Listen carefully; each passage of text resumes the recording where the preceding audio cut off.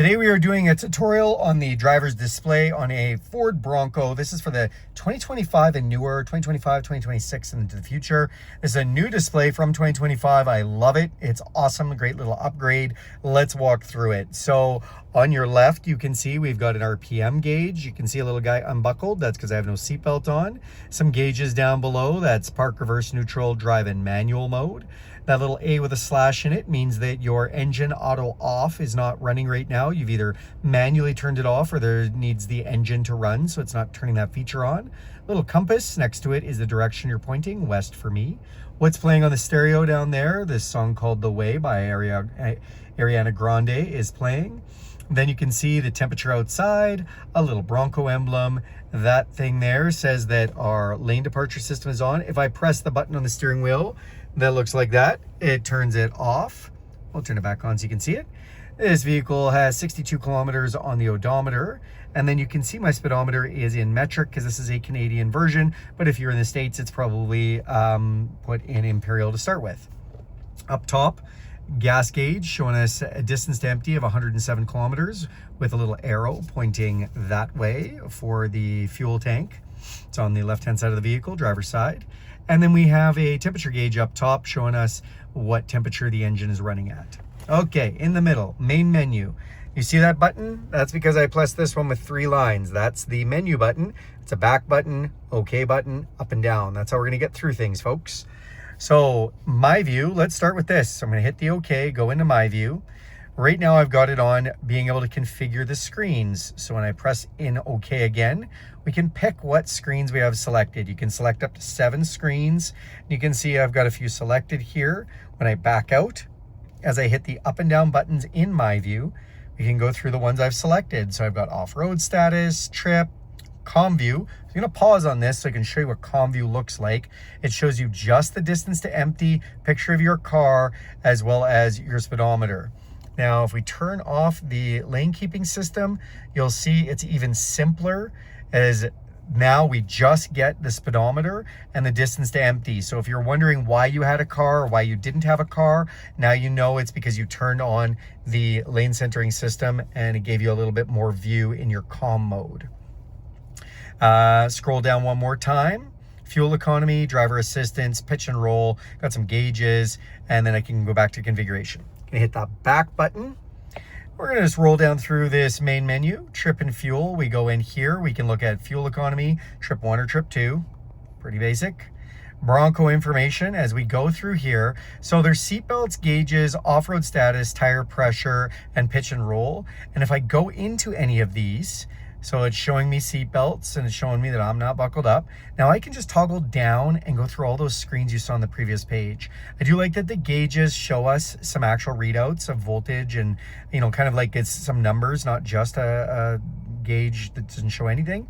And then down, off-road status, tire pressure, or pitch and roll. Back out of there, that was our Bronco information screen. Down to navigation. Navigation for this vehicle is subscription based. So when you have the subscription enabled or it's on the trial, you can go set a home screen, like a home destination, and you can see any previous destinations, any favorites, or any points of interest. And it's nice that you can do that all from the steering wheel. Hands on the steering wheel, my friends. Phone, so I don't have a phone connected. If I did, we could go into the phone and see some information there. Audio, we can go in here and pick what source we're listening to, AM, FM, satellite radio, or if we have Bluetooth or whatnot. Down to settings. Settings menu, although basic, has a few things. I'm going to talk about this in a quick second. This configure gauges, which you can see I actually can't go into. Look, it's up there, but I press this button, nothing is happening, and we're going to tell you why in a second. Go down to speedometer in miles per hour. So if that I want, now I can have both the metric and imperial speeds on there. Neutral tow, if you need to flat tow this vehicle or pull it up on a trailer or something, we're gonna go in here and there's an owner's manual way we have to put it into flat tow, but that's the screen you'll need to be into when you do that. And then vehicle maintenance, just your oil monitor life and your tire pressures. Now let's go back up to this configure gauges for a second and talk about that. So this vehicle has what's called GOAT modes, go over any terrain. In order to get into configurable gauges, we actually have to turn that. And this is a great time to even check out these different modes. So we're in normal. Let's go over to slippery.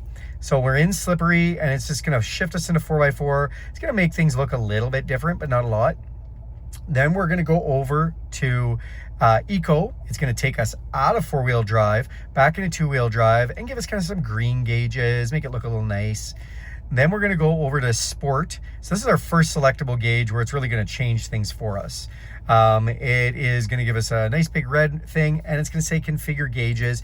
And we've got a couple more gauges up top. We can see the boost and the battery now.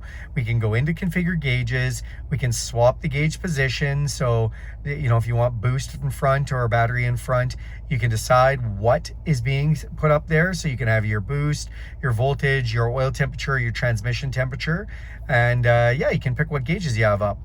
Now, the next screen that we have is if we're in the next goat mode setting.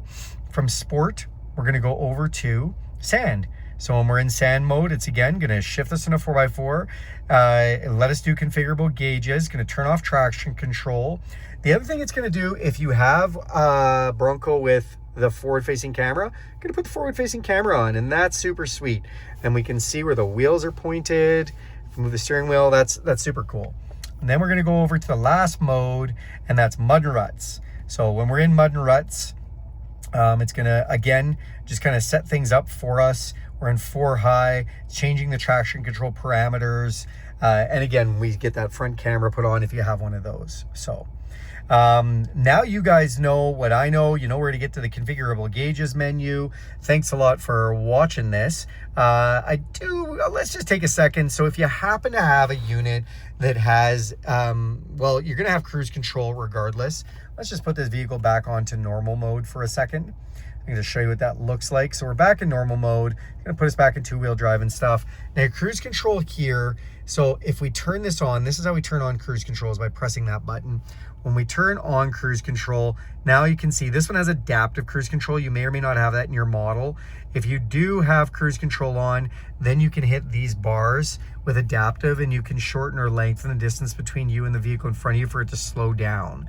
This again is your lane departure system. So just so you know, that's where your cruise control kind of goes, and you set and resume cruise all here. I'm not driving right now, so I can't really set that stuff, but thanks a lot for watching this video, you guys.